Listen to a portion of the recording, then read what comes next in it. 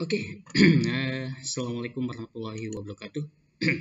Ketemu lagi dengan saya Hasan Nagara di masih di Edu Channel ya, channel edukasi yang berisi tentang informasi mulai dari yang informasi penting sampai nggak penting banget ya. Ini sudah masuk ke part 2 ya untuk pelajaran simulasi dan komunikasi digital ya untuk kelas 10 SMK. Di 3.3 aplikasi pengolah kata. Oke, di video part 1 sebelumnya kita membahas tentang apa sih cara untuk masuk ke aplikasi Microsoft Word ya. Nah, kali ini kita masuk ke part 2. Di part 2 ini saya akan memberikan tutorial langkah-langkah melakukan pengetikan, pengolahan dan pengeditan di Microsoft Word ya. Setelah itu penyimpanan dokumen, dan yang ketiga adalah mencetak dokumen tersebut. Oke, jadi langkah awal pengetikan setelah kita buka Microsoft Word-nya, langkah pertamanya adalah mengatur page layout-nya dulu ya. Jadi nanti kita tentukan dulu nih jenis kertasnya apa nih, ada A4 atau F4 ya yang biasa kita kenal untuk pengetikan ya. Sebetulnya jenisnya banyak ya. Cuma yang biasa kita untuk melakukan apa sih pengetikan file ataupun apa jenisnya dua itu, A4 ataupun F4 ya. Lalu masuk ke home.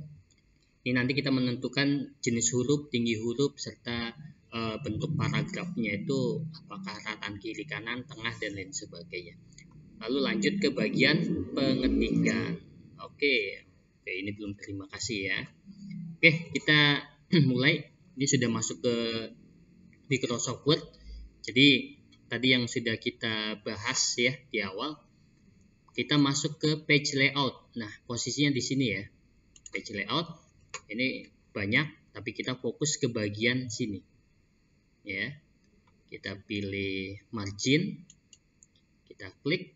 Nah, sebetulnya di sini sudah ada pilihannya. Ya.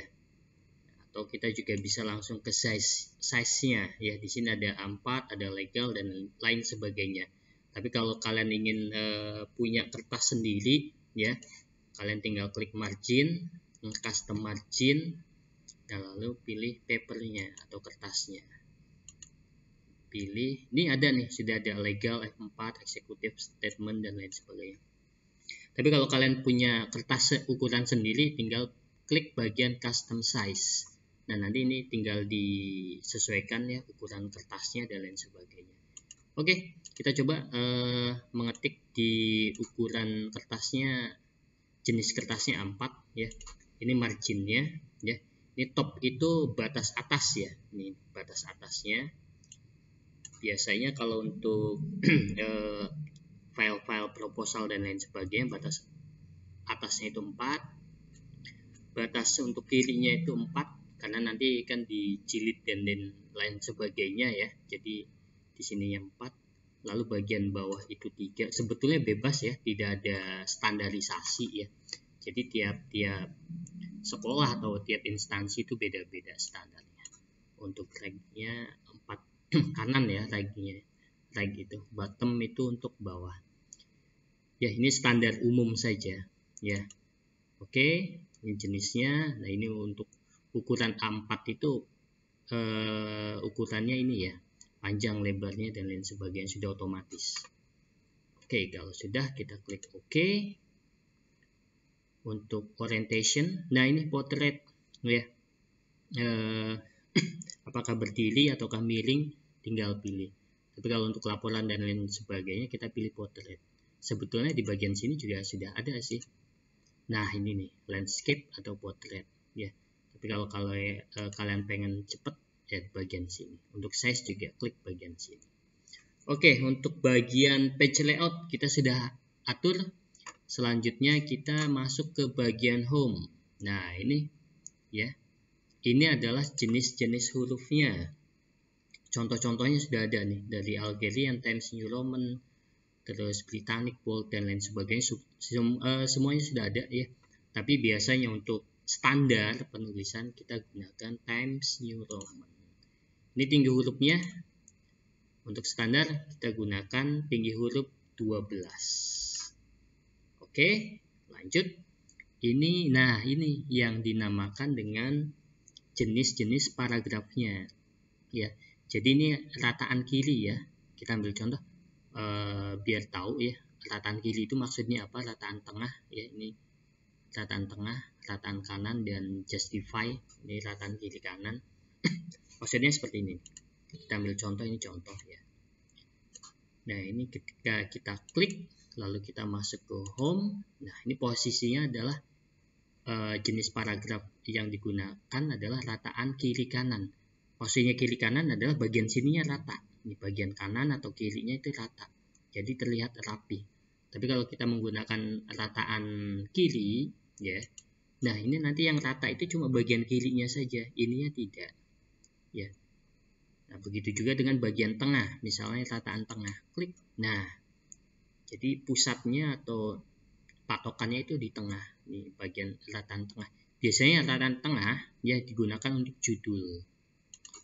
Kalau pengetikan paragraf kita menggunakan rataan kiri dan kanan. Oke. Kita balik ke lembar kerja awal ya. Kita ambil contoh, misalnya kita ingin melakukan pengetikan judul dulu ya. Kita ambil rataan tengah ya. Bisa klik bagian sini atau kalian bisa mengetikkan di bagian keyboard itu dengan CTRL plus E ya untuk judul. Nah, ini Times New Roman ukuran 12 untuk judul biasanya kita tebal. Nah, ini ada bold untuk menebalkan, atau biasa kalian menggunakan keyboard ketikkan CTRL plus B. Oke. Nah, ini tandanya sudah aktif nih. Kalau sudah ada perubahan di blok warna seperti ini. Kita ambil contoh misalnya bab 1 pendahuluan. Oke. Ya, lalu kita klik enter lagi. Kita sudah langsung masuk ke bagian paragrafnya. Kita pindahkan lagi ke rataan kiri kanan. Nah, ini tidak usah tebal ya untuk awal. Kita jangan lupa mengetikkan tab. Jadi untuk bagian ini ya, ini bagian-bagian seperti ini kita jangan mengetikkan spasi ya, tapi kita di keyboard itu ada ya tab ya. Kita klik tab seperti ini. Jadi ketika kita akan ganti paragraf, tekan enter. Nah, dia sudah otomatis ya. Dia sudah otomatis akan menggeser dengan sendirinya dan akan tertata dengan rapi ya, seperti ini. Oke. Next. Oke. Nah, pendahuluan. Kita ambil contohnya. Nah, kita ambil contoh yang bagian sini saja. Nah, pendahuluan. Oke. Jangan lupa di sini ada spasi ya. Kita gunakannya spasinya itu 1,5 atau 2. Kalau untuk proposal dan skripsi dan sebagainya biasanya 2 spasi. Ya, cuma kalau untuk umum kita tinggal klik sembarang aja di bagian paragrafnya ini, atau kita blok semuanya juga bisa ya. Cara blok semuanya itu gampang, tinggal ketik tekan CTRL plus A. Dan nanti otomatis akan terblok seperti itu. Ya, lalu kita klik bagian ini, paragraf. Kita klik, lalu pilih spasinya 1,5. Seperti ini. Ya, untuk standarnya. Tapi kalau untuk tergantung instansi ya. Jadi kalau misalnya dia minta 2 spasi, ya kita tinggal rubah saja 2 spasi. Seperti itu. Ya, sangat mudah. Nih. Jadi tidak berbelit-belit dan lain sebagainya. Oke, lanjut. Setelah data kita ketik ya, ini kita ketik. Ini nanti buat latihan ya. Ini kita ketik. Lalu bagaimana cara menyimpannya? Cara menyimpannya itu ada 3 langkah ya. Bisa menggunakan klik file ya, lalu pilih save. Ini bisa, atau juga kalian bisa langsung klik bagian sini, simbol ini nih, save ya. Atau juga yang ketiga bisa tekan CTRL plus S. Nah, seperti yang tertulis di tulisan bagian bawah ini. Ya. Oke, kita coba save dokumen ya. Jadi ingat ada 3, bisa melalui file lalu pilih save, atau juga bisa ngeklik tombol ataupun icon save-nya, atau yang ketiga tekan Ctrl plus S di keyboard. Oke, klik. Oke, kita klik save. Nah, lalu tahap selanjutnya adalah kita disuruh memilih lokasi penyimpanan dari file yang kita simpan tadi. Ya, di sini ada di drive C, drive D, dokumen dan lain sebagainya. Kalau memang datanya penting, saya sarankan jangan menyimpan di C ataupun di dokumen ini ya, bagian atas, karena ini posisinya itu di bagian drive C. Jadi ketika ada kerusakan di komputer dan lain sebagainya ya, perihal aplikasi terutama sistem operasi, datanya akan hilang ketika diinstal ulang. Jadi saya sarankan di drive D, E ataupun drive yang lainnya selain C. Kita ambil contoh misalnya di drive D. Oke, kita klik drive D, yang lalu kita tinggal pilih nih, ya, di file mana. Oke, kita ambil, kita taruh di luar saja misalnya ya. Oke, di game aja deh, di game. Oke, klik games, lalu kita ini file name. Jadi file latihan ini namanya apa? Kita ambil contoh misalnya latihan simkomdik. Oke, lalu klik save. Selesai, sangat mudah. Lalu bagaimana cara mencetak dokumen tersebut? Ya, sama seperti ketika menyimpan dokumen ya. Jadi ada 3 juga ya. Ada 3 cara untuk mencetak dokumen. Dengan cara yang pertama klik file ya, lalu pilih print. Ini bisa ya, atau juga dengan Ctrl plus P ya, Ctrl plus P, atau juga di bagian sini juga bisa. Ada print preview and print. Nah, klik. Nah, ini bisa. Kalau saya sarankan sih, kalau ingin mencetak, kalau kita tidak buru-buru, pilih bagian ini. Jadi kita bisa lihat dulu dokumen kita, nih bagian sini, atau Ctrl P juga langsung bisa. Nah, seperti ini. Tahap selanjutnya adalah kita pilih printer yang akan kita gunakan.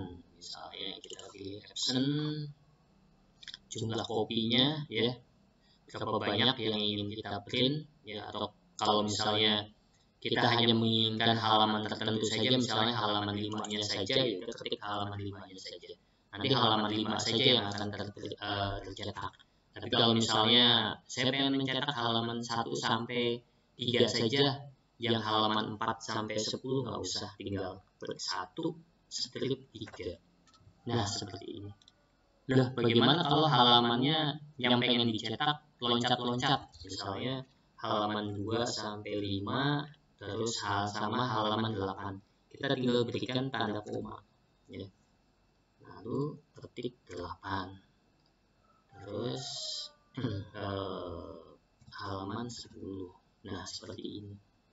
Terus misalnya halaman 20 sampai dengan 30. Nah, seperti ini ya. Lalu klik print. Sangat mudah, sangat simpel. Oke, demikian ya, dan ini untuk latihan kalian ya. Silahkan, ini ada latihan ya.